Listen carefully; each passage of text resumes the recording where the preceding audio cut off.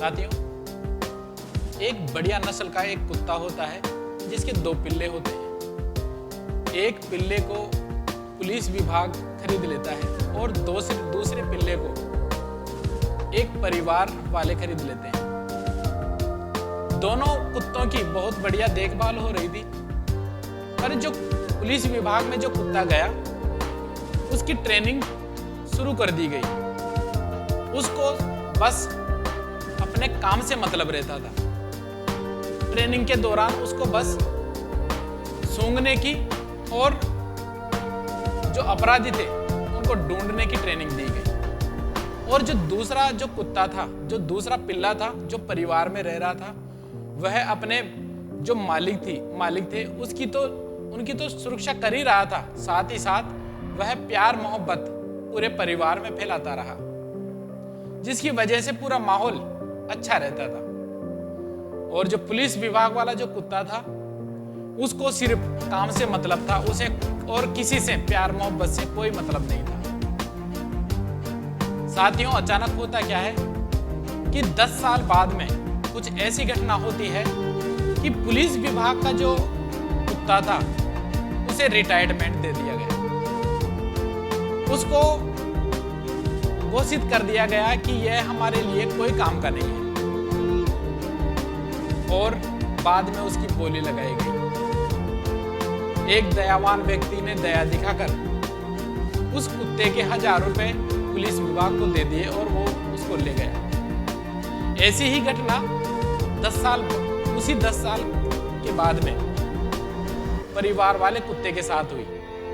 वह कुत्ता कहीं खो गया और इश्तिहारों में और पंपलेटों के द्वारा वो परिवार वाले उसकी सूचना बताने वाले और पकड़ने वाले व्यक्ति को 1 लाख रुपए की घोषणा कर दी।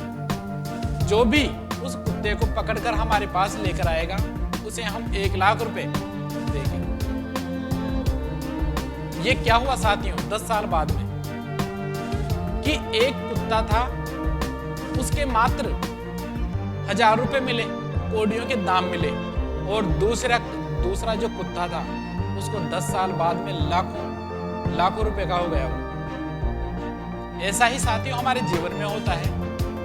साथियों, होता यह है कि हम जब जवान होते हैं, हमारे पास पद होता है, बढ़िया पैसे कमा रहे होते हैं, बढ़िया जॉब होता है, बढ़िया नौकरी होती है, बढ़िया पदों पर आसीन रहते हैं, उस वक्त हमें बहुत सा घमंड रहता है। हम बस सिर्फ और सिर्फ काम पर डेडिकेशन रखते हैं। काम। बस हमें न तो परिवार वालों का कोई पता रहता है, न हमारे सगे संबंधियों का, न समाज का हमें कुछ भान रहता है।